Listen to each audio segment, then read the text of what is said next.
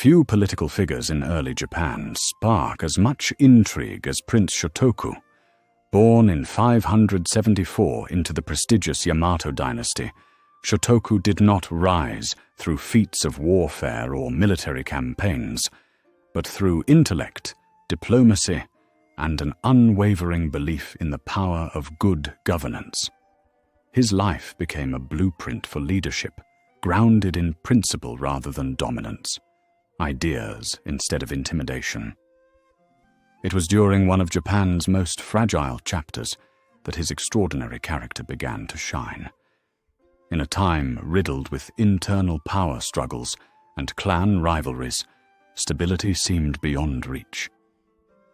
The Soga and Mononobe families, two of the era's most powerful clans, clashed over the future of both politics and religion, with disputes spilling into violence.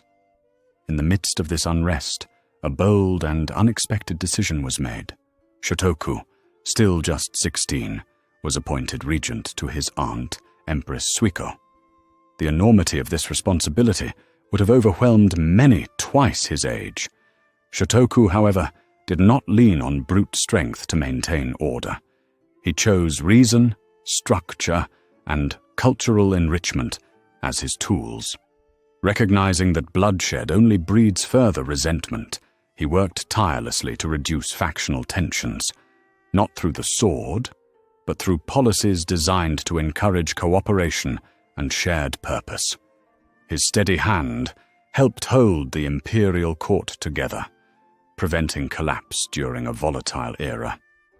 One of his most enduring contributions to statecraft emerged from this early experience of managing discord. In 604, he introduced what became known as the 17-Article Constitution, a remarkable statement of political philosophy and ethical conduct. Unlike modern constitutions filled with legal clauses, Shotoku's document offered moral guidance for officials and aristocrats. It stressed the virtues of harmony, sincerity, and respect for hierarchy, urging those in power to act with fairness and humility. Most strikingly, it placed the welfare of the collective above individual ambition, a stance that directly challenged the prevailing culture of clan self-interest. Among its key principles was the call to revere the three treasures, the Buddha, the Dharma, Buddhist law, and the Sangha, monastic community, highlighting his deep belief that spiritual insight should inform civic duty. In positioning ethics as the backbone of leadership, Shotoku carved out a philosophy that sought to bind society through shared values rather than coercion. But his ambitions were not confined to internal affairs. Shotoku looked outward, across the seas, seeking knowledge and diplomatic footing. At a time when Japan's influence beyond its shores was minimal, he reached out confidently to China's mighty Sui Dynasty. In a letter to the Chinese emperor, he described himself as the ruler of the land where the sun rises, addressing his counterpart as the ruler of the land where the sun sets. This was no accidental flourish of language. It was a deliberate assertion of equality, positioning Japan as a sovereign power worthy of respect. These exchanges were more than symbolic. Shotoku encouraged the import of Chinese administrative models, architecture, artistic techniques, and philosophical frameworks. He admired Confucian ideals of duty, order, and education, and worked to weave these concepts into Japan's evolving political structures. His push for merit-based appointments, rewarding talent over lineage, marked a significant step toward a more competent and ethical government. Central to Shotoku's worldview was his embrace of Buddhism, a faith still taking root on Japanese soil. Where others saw it as foreign or threatening to native Shinto practices, he recognized its potential to cultivate compassion, patience, and introspection across the population. Under his guidance, Buddhism blossomed into a major spiritual force within Japan.